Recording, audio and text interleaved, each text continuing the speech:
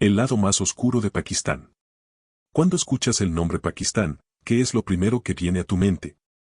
Probablemente no sean imágenes positivas. Y aunque este país posee una belleza natural impresionante y una rica historia, existe un lado oscuro que no podemos ignorar.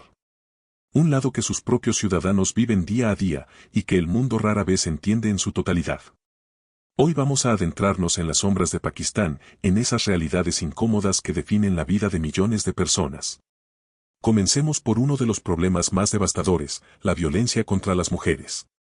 En Pakistán, nacer mujer puede ser una sentencia. Los crímenes de honor cobran cientos de vidas cada año. Mujeres asesinadas por sus propios familiares por atreverse a elegir con quién casarse, por rechazar un matrimonio arreglado, o simplemente por ser vistas hablando con un hombre. En 2022, se registraron oficialmente más de 1000 casos de asesinatos por honor, pero la cifra real podría ser el doble o el triple, ya que muchos nunca se denuncian. El matrimonio infantil es otra realidad brutal. A pesar de que la ley establece los 18 años como edad mínima para contraer matrimonio, en las zonas rurales las niñas de 12, 13 o 14 años son entregadas a hombres mucho mayores. Sus infancias terminan abruptamente, reemplazadas por responsabilidades de esposa y madre para las que no están preparadas física ni emocionalmente. La educación se convierte en un sueño lejano, y el ciclo de pobreza y sumisión continúa de generación en generación. Hablemos ahora del extremismo religioso. Pakistán fue creado en 1947 como un refugio para los musulmanes del subcontinente indio, pero con el tiempo, ciertas interpretaciones radicales del Islam han ganado terreno peligroso. Las leyes de blasfemia son un arma mortal. Acusar a alguien de insultar al Islam o al profeta puede resultar en pena de muerte. Pero aquí está el problema, estas leyes se usan frecuentemente para saldar cuentas personales, perseguir a minorías religiosas o silenciar voces disidentes. Cristianos, hindúes y ahmadíes viven con miedo constante.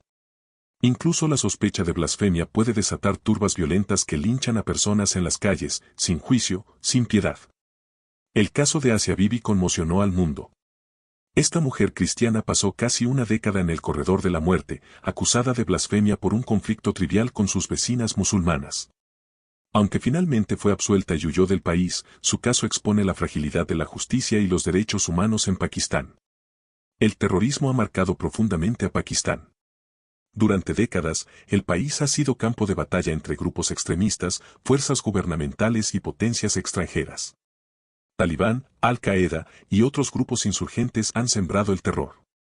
Escuelas bombardeadas, mercados destruidos, mezquitas atacadas. El ataque a la escuela pública del ejército en Peshawar en 2014 fue uno de los más oscuros, 149 personas asesinadas, la mayoría niños. Estudiantes ejecutados en sus aulas mientras rogaban por sus vidas.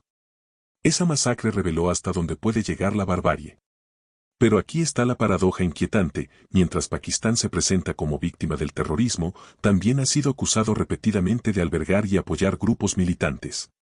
Osama Bin Laden fue encontrado no en una cueva remota, sino en una casa en Abbottabad, a pocos kilómetros de una academia militar pakistaní. ¿Coincidencia? Muchos lo dudan. El país juega un juego peligroso, equilibrando alianzas con Occidente mientras mantiene conexiones con grupos que considera activos estratégicos contra India y Afganistán. La corrupción está tan arraigada en Pakistán que se ha convertido en parte del sistema. Políticos, policías, jueces, funcionarios, todos tienen su precio.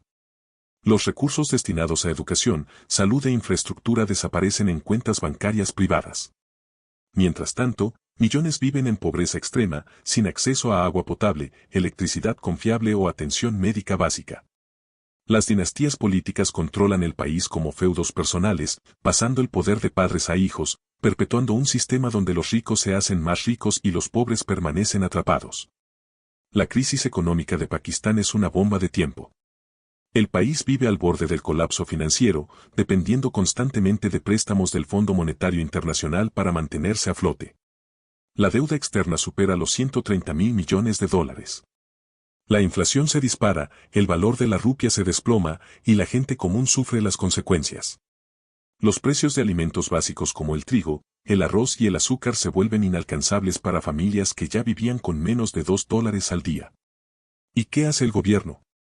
Impone más impuestos a los ciudadanos mientras la élite política y militar vive en mansiones lujosas, viaja en vehículos blindados y envía a sus hijos a estudiar al extranjero. Hablemos del ejército pakistaní, una institución que no solo defiende las fronteras, sino que controla prácticamente todo el país.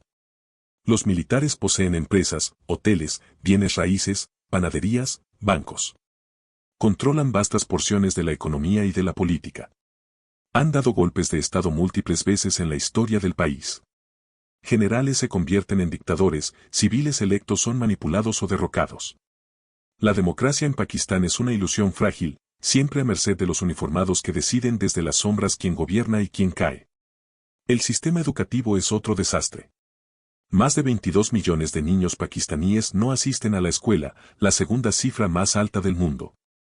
Las escuelas que existen están en condiciones deplorables, sin baños, sin agua, sin libros, a veces sin techo. Los maestros ganan salarios miserables y muchos ni siquiera están capacitados adecuadamente.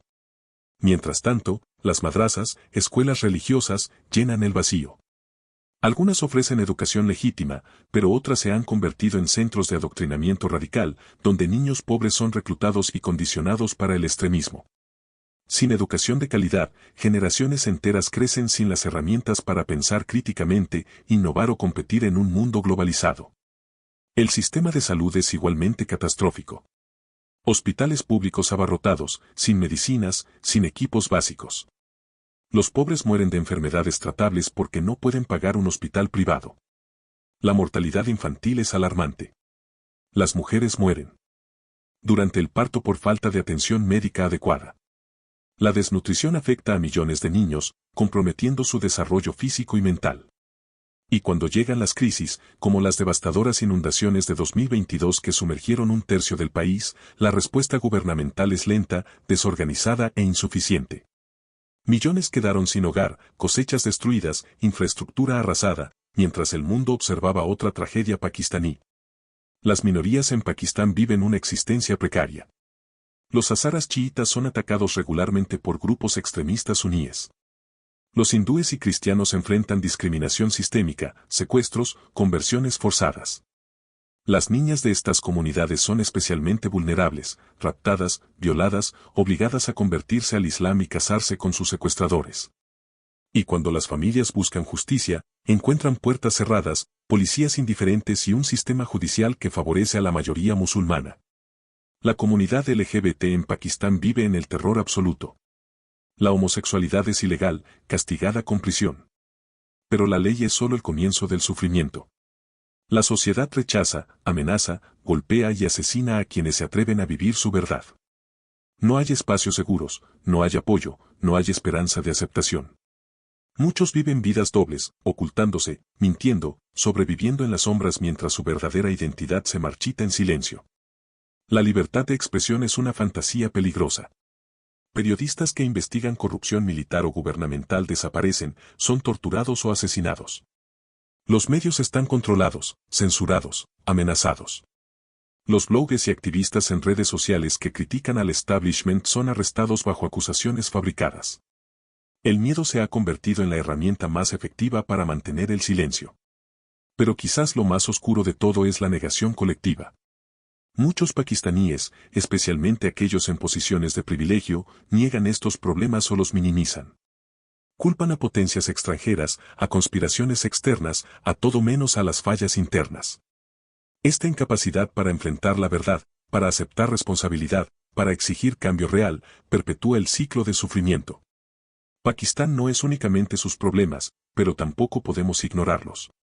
Millones de pakistaníes luchan diariamente por sobrevivir en un sistema roto, por proteger a sus familias en medio del caos, por mantener la esperanza cuando todo parece perdido. Ellos merecen mejor. Merecen un país donde la justicia no sea un privilegio de los ricos, donde las mujeres y las minorías vivan sin miedo, donde los niños puedan soñar con futuros brillantes. Este es el lado más oscuro de Pakistán. Incómodo, brutal, real. Pero solo reconociendo estas sombras puede comenzar a brillar una luz verdadera de cambio.